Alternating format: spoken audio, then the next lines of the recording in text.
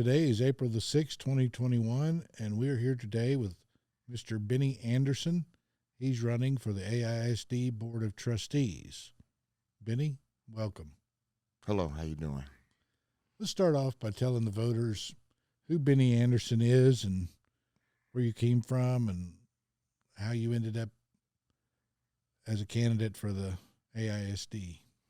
Well, it is a long story, but I know that we don't have time for that. But I am from Andrews, Texas. I grew up in the Permian Basin, went to high school there, graduated in 1987. My wife is also from Andrews, and so she went to college at WT. And so after years of being friends, when we started dating, we kind of flipped the coin where we would live, and I lost. And so it's been a blessing to live in this area. I've grown to love the people. So me and my wife have been married for 21 years. I've been in the ministry a little over 21 years. My father was a pastor. I started preaching under him in Denver City. Let's see. I have roots here in Amarillo. My great-grandfather, Professor S.E. Patton, was the first black principal here in the city. It was the name of the school was Frederick Douglass School. Elementary, and then later on they had a high school and they named it Patton. So after that they renamed it Carver as we know it now, and it became Carver Middle School and now Carver Elementary. So just have a lot of roots here. My grandfather met my grandmother here, and he also pastored the church that my grandfather started, which is Johnson Chapel.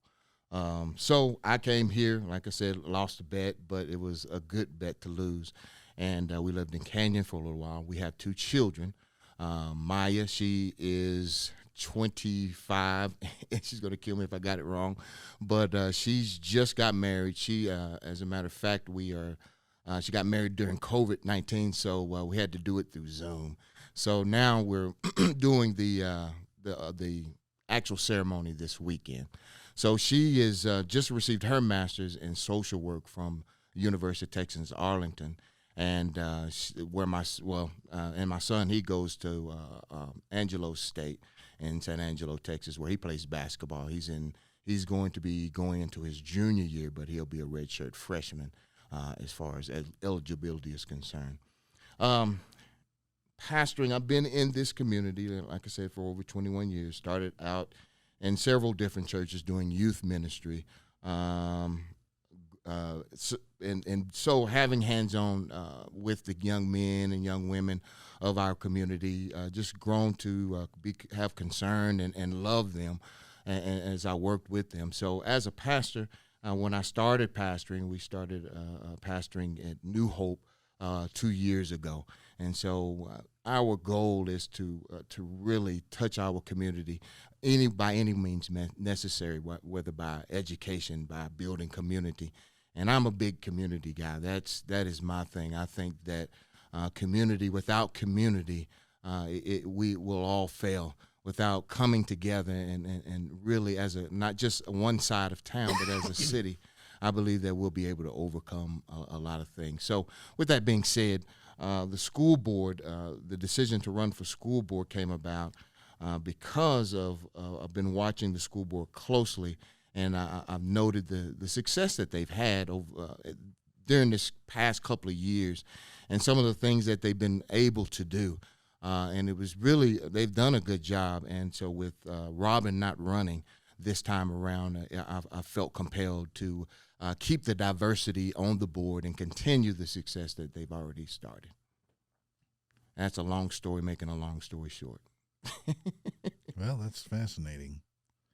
So you said that the Amarillo School Board's doing a good job. Yes. And you want to continue that progress, I guess you would call it. Mm-hmm. What do you see as some of the things that they've done over the past couple of years that you think they did right? Well, recently the hiring of Eric Mims was a good decision because of his roots here in Amarillo, because of his parents and their connection to that school. Him being at that school, I think that is a great move to call a community that is downtrodden together, a call for them to compete again. So I think that was a great decision, a decision that was long overdue, but they rose to the occasion to make that. On paper, they've made some strides as far as the hiring of African Americans. They've started down the right path as far as I'm concerned. There's a lot of work to do. Do I say they've done the best job? There's a lot of work to do. A lot of decisions that still need to be made, a lot of controversial decisions, especially with the mask. But, you know, being a pastor in ministry, this with the mask and the COVID-19, all the decisions that we've had to make on the fly, it's kind of hard to make the right decision. But I think that at the end, having conversation, my hope is that that we'll arrive at the right decision as far as that is concerned. So do you think that the school board should look at race as an issue as far as hiring, or should they look at merit? Of course, merit. Of course, merit. You have to hire the best candidate. You know, that goes without saying. But when we look at the percentages of those, the disparity of the teachers and how many kids that we have to match up with that. So the best candidate I don't know what is the best way to say it, but at the end of the day, yes, the best candidate must come first. To say that, okay, you're African American, that's good enough. That's not saying we love our schools enough. Yeah, I just think that most voters don't care what color somebody is. It shouldn't, but when it comes down to it, from an African American perspective, growing up in the school district where I never saw an African American male teacher, and knowing that how important they were in my life, to not be able to have one, not even a coach, I think that I missed it. I think that was something that was lacking in my own career, my own educational journey. I would have loved to have an African American male teacher, to know that I could actually teach. I could actually do that, not just be a preacher or an athlete. So I think it's important. It's important for several aspects, not just, you know, to have a common, to know where the struggle and know where that person comes from, not just African American, but all across the board. Yeah, I guess that all changed in the 60s because, you know, well, Booker T. Washington was a big educator, Mm-hmm. you know, and he was a big role model for a lot of young black men. And, you know, they've had a lot of people that are great role models. But I just think that it's time I just don't think race should be an issue in anything, because I don't think anybody cares. I mean, nobody really judges people on their color. They judge them based on what they do, how they act, whether they're members of the community. Mm-hmm. Be a good example. Mm-hmm. Nobody cares whether you're an Asian or Mm-hmm. Hispanic or Yeah. black or white. I just don't think the voters think that makes a bit of difference. But I see that brought up all the time, but I think it's something that's gotten into people's heads by the media, and they drive it because they want to divide people. Because, and I was thinking about it the other day. I'm wondering, see what your thoughts are on this. Some people, I think, it's what we see. It's what we see on TV. Everybody, as humans, we tend to react to what we see with our eyes rather than conceive in our minds. So it's very easy to take what people see and then use that to divide people. Mm-hmm. And I think that's basically what's going on, mm-hmm. whether it's TV or YouTube or the media. Mm-hmm. And then that's transported into our mind. So when we see people, some people have a different reaction because of what they've been pounded into their heads all the time, mm-hmm. which doesn't really exist, mm-hmm. or wouldn't exist otherwise. So it's more that they're preying on people that don't have the capacity to think conceptually, only visually. I don't know. Am I wacko? No, there's several factors playing on all sides, that any way that they can construe the truth, they will and they can. And you're right. I think that from an African American perspective, I don't think that I'm not disqualifying any best candidate, but I just believe that, from a community perspective, we want to see we want the best from our community, regardless of what that looks like, whatever color that is. We just want the best, and whatever that, however that helps.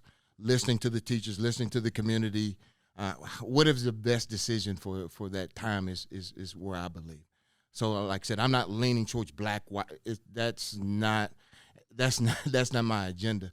I just think that in our community, I think that we need help, and that's by whatever that looks like. Yeah, we have different cultures. Yes, sir. And that's great. I mean, we love different cultures. I mean, you've got the hillbilly culture, you've got the redneck culture, you've got white professional culture, you've got Hispanic culture, you've got black culture, and you bring it all together, and it makes it a dynamic and interesting world.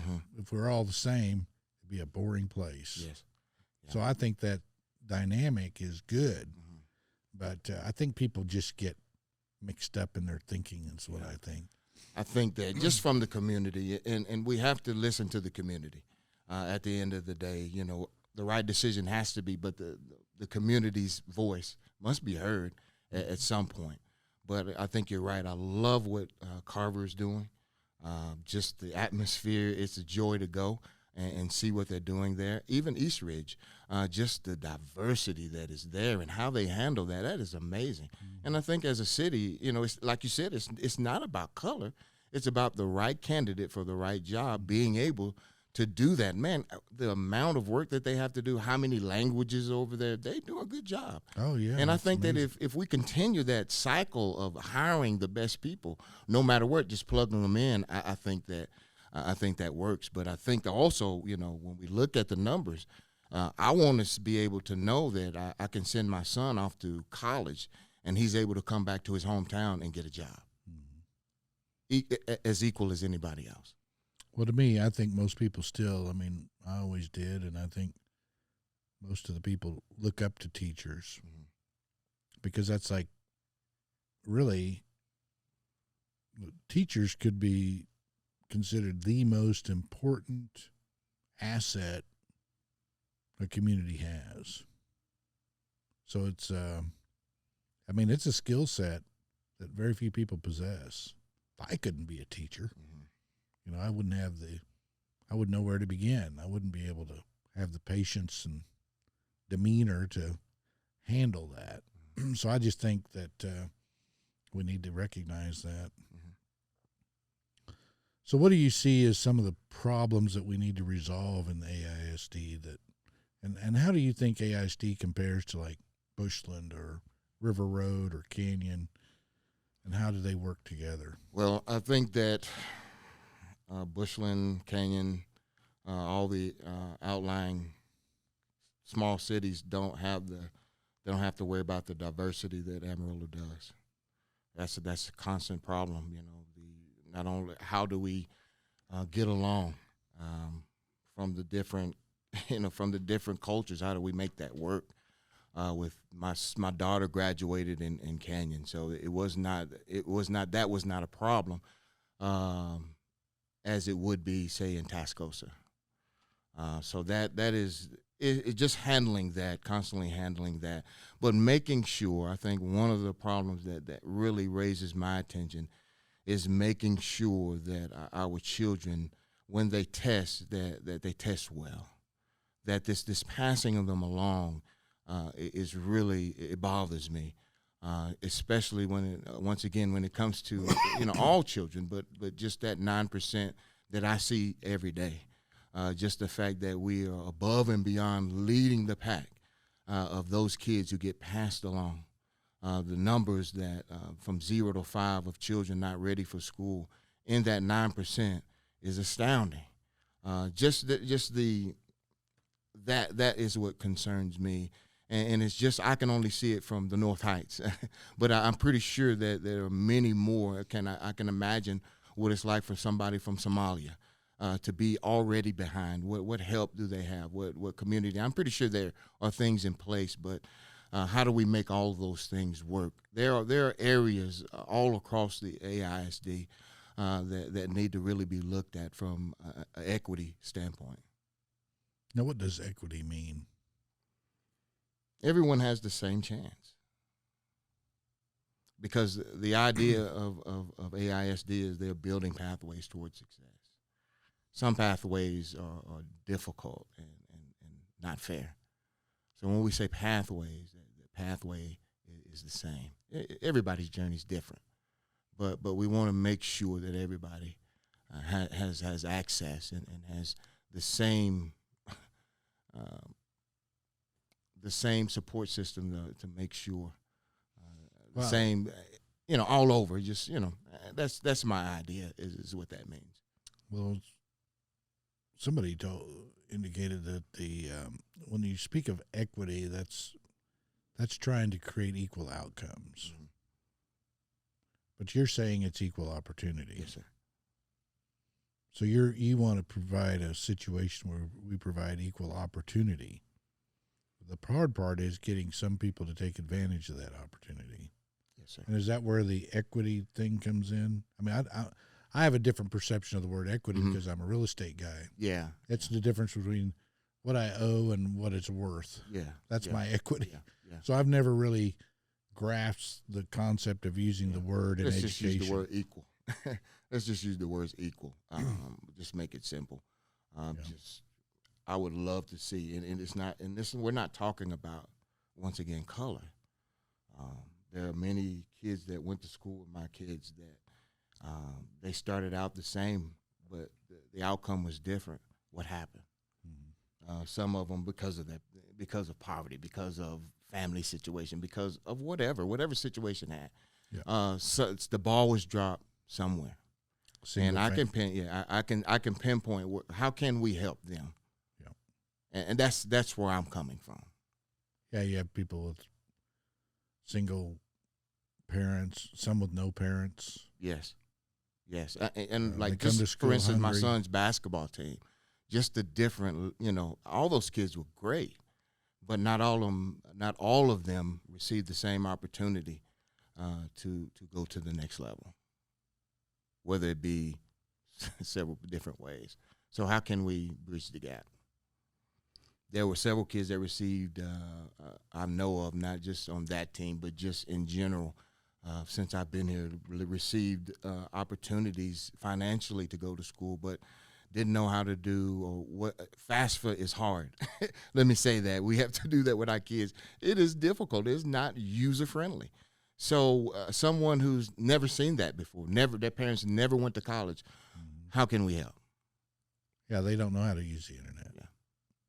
So just those type of things that those kids, if somebody would have walked them through those steps, and maybe took another step is looking at what scholarships are available for them. That they might be going to school right now, instead of saying that, well, that opportunity is over with. So we could do a better job in that area. Well, and probably educating them as to how valuable an education is. That's right. Sometimes if you over provide, it has less value. Mm-hmm. So you have to be careful. Yes. You have to make them understand the value. Yes. And the consequences of not taking advantage of the opportunities. Mm-hmm. Mm-hmm. So that's a whole nother education process. Yes. And I think also that's where community comes into play. And the churches. Mm-hmm. Yes, sir. And if you can the problem is at the end of the day, the problem is the parents. Yes. They're not responsible. So how do you teach responsibility? That's difficult. That's something you learn at a young age. So, if people could teach their kids responsibility at a young age, it's a complex problem. It takes years to gradually decrease the problem. I know one thing: we can't look at it and say it's impossible. Right. We have to do something. It has to, efforts have to be made, and we could easily say, well, the parents don't care, they're not going to respond. Why go through it? But we have to. It's like, as far as church is concerned, evangelism.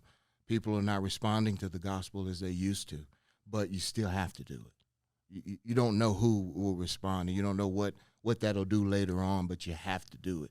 So as a community, teaches them responsibility. Yes, sir. Yeah, that's part of being responsible and being good citizens. Yes, sir. Yeah, it's a huge process of many facets. So if all we can do is the best we can do. Yes, that's right. That's right. But over time, it should get better because Yes. people like you are out there. It's one family, one child at a time. Yes, sir. Yes, sir. Yeah. And I believe that we can do it. I have too many friends that are influential that want to do it, and it has happened before, and I think that it can happen again. I just believe that we've really just got to work together. All voices must be heard, and it's good to be able to even have this conversation because it teaches me as I move forward, because how skewed is my vision if I never hear the other side? I could be all black all the time and be the most hated man in town, but that's all I know. But if I'm unwilling to have a conversation and really learn, that's not going to help me in the long run. It's not going to help us. But we have to be students, and that's one thing that I am. Even as a pastor, I'm 52, but I'm still learning all the time because we've got to get better. It's got to be better than this. My son deserves more. My daughter deserves more. This community can do it. I've seen it. I've seen us rise to the occasion. Well, that's great. So do you have a website that people can learn more about you? We have my church website where you can go to and find us at the New Hope Baptist Church. I don't know what the website off the top of my head, but it is the New Hope Baptist Church here in Amarillo, Texas. You can find me on Facebook, the Reverend Bennie Anderson for School Board Place 2. That's BENNIE? Yes, sir. Very good. And is there anything else you want to tell the voters and why they should vote for you? And you might explain how the process works. Yes, If there's 4 candidates running. Yes, sir. For what? 4 places? Yes, sir. There are 4 open spots, and there are, I believe, 7. 8 candidates running right now. There are 3 returners, incumbents that are returning. So we're vying for 4 spots. Each voter has, because it's cumulative voting, each voter has 4 votes. So they can vote for 4 separate candidates, or if they want to vote it for me all 4 times, they can, or the candidate that they choose. But please vote for me because my heart is for the community, for the whole city. It's the same love that Jesus had for his people. Jesus preached about the kingdom, and he says that it starts out small, but if it's developed, if it's allowed to grow, it sustains life. And I believe that if our communities are done the same way, intentionally allowed to develop, that it will sustain a city. Well, very good, Bennie. Well, we appreciate you coming by, and good luck. Thank you, sir.